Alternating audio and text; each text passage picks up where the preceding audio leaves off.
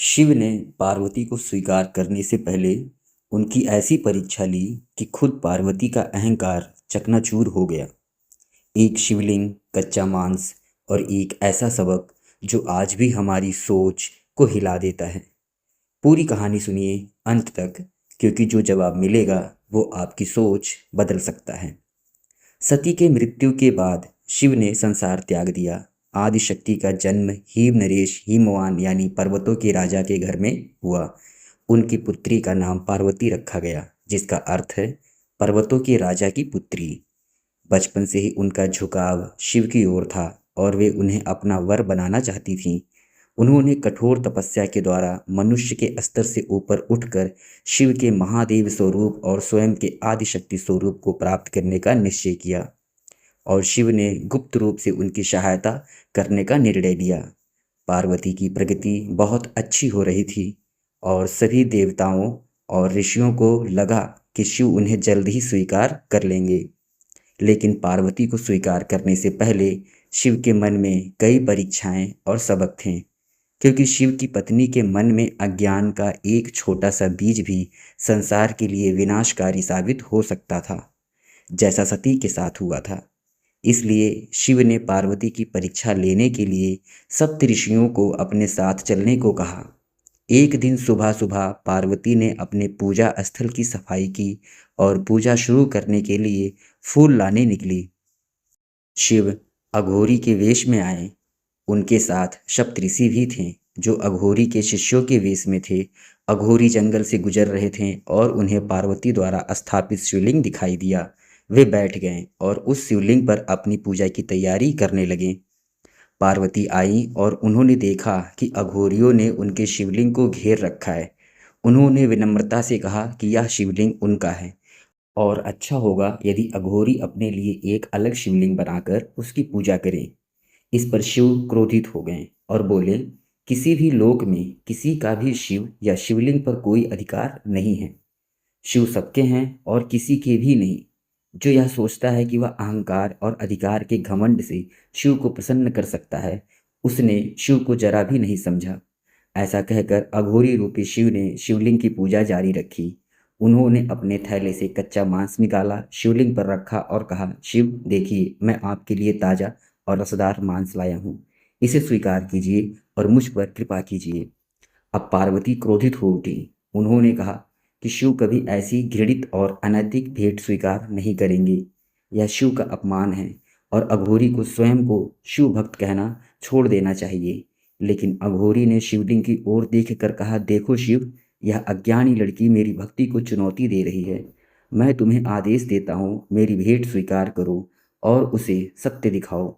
जैसे ही ये शब्द निकले, शिवलिंग पर रखा गया मांस गायब हो गया। पार्वती अस्तबद्ध रह गई। शिव की चुनी हुई पत्नी होने और सच्ची भक्त होने का उनका सारा गर्व चकनाचूर हो गया। फिर भी अज्ञानता का एक हल्का सा अंश शेष रह गया। पार्वती चुप रही, विरोध नहीं किया। जब अघोरियों की विधि पूरी हुई तो शिव ने कहा, अब वह अपनी पूजा करे। वे भी प्रसन्नता से इसमें शामिल होंगे और पूजा पूरी होने तक रुकेंगे। पार्वती बैठ गई। वैदिक रीति से पूजा शुरू की। जल, फल, फूल अर्पित किए, लेकिन इस बार शिवलिंग ने उनके ताजे फूल स्वीकार नहीं किए। वह बार बार प्रार्थना करती रही, पर शिवलिंग टस से मस नहीं हुआ। हताश होकर वह अघोरी के सामने विनती करते हुए बोली, शिव ने दूषित मांस क्यों स्वीकार किया और मेरे शुद्ध फूल क्यों अस्वीकार कर दिए? तब एक सप्तऋषि ने कहा, हे देवी, शुद्ध और अशुद्ध यह मन की रचनाएं हैं। शिव द्वारा स्वयं निर्मित कोई वस्तु अशुद्ध कैसे हो सकती है? त्रिदेव और त्रिदेवी द्वारा स्थापित प्रकृति का क्रम गलत कैसे हो सकता है? आप सोचती हैं स्नान से शुद्ध हो जाती हैं, तो हर पल बनने वाले पसीने और मल का क्या? आपको मांस को अपवित्र मानना सिखाया गया, पर मांसाहारी जीवों की रचना भी तो शिव ने ही की। हे देवी, कुछ भी आपका नहीं है। इस संसार में सब कुछ शिव का है और जो कुछ शिव का है वह स्वयं शिव ही है। तो आप किस वस्तु को अशुद्ध कैसे मान सकती हैं? यदि आप अच्छे बुरे के अपने अनुमानों से शिव को प्रसन्न करना चाहती हैं, तो आप शिव को अच्छे और बुरे में बांटकर उनका अपमान कर रही हैं। इस संसार में जो कुछ भी अच्छा, बुरा और कुरूप है, वह शिव का ही अंश है और केवल शिव का। और शिव सदा सत्य, शुभ और सुंदर हैं। सत्यम शिवम सुंदरम। जब तक आप सही गलत, अच्छे बुरे, शुद्ध अशुद्ध की अपनी धारणाओं को नहीं छोड़ देते, तब तक आप उन्हें प्राप्त नहीं कर सकते। तो बस इस कहानी पर मैं अपनी तरफ से कोई व्याख्या नहीं दूंगा। कहानी अपने आप में ही काफ़ी है। कहा जाता है कि जब कोई अघोरी कुछ मांगता है तो ब्रह्मा, विष्णु और महेश भी अपने नियम तोड़कर उसकी इच्छा पूरी करते हैं। अघोरी सिर्फ शमशान में रहने वाले लंबे बालों वाले साधु नहीं होते। वे इस संसार में सब कुछ स्वीकार करते हैं, चाहे अच्छा हो या बुरा। वे किसी के प्रति पक्षपाती नहीं होते। वे संसार के साथ एक हो चुके होते हैं। एक दिन स्नान ना करना, मांसाहार करना यह उनके धर्म को प्रभावित नहीं करता, क्योंकि शिव की ही तरह अघोरी भी तीनों गुणों से ऊपर उठ चुके होते हैं। स्वयं शिव अघोरी में निवास करते हैं। आप इस कहानी से जो चाहें समझ सकते हैं। मैं यह नहीं कहूँगा कि मांस खाना सही है या गलत।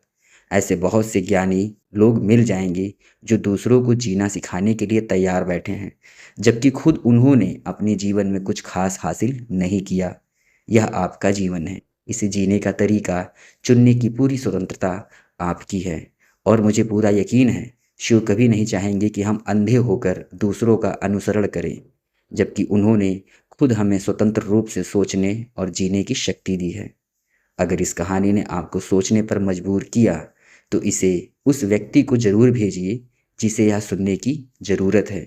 और अगर आप ऐसी ही और गहरी विचार करने वाली कहानियाँ सुनना चाहते हैं, तो चैनल श्रवण भक्ति ज्ञान को सब्सक्राइब कर लीजिए। अगली कहानी जल्द आ रही है। हर हर महादेव।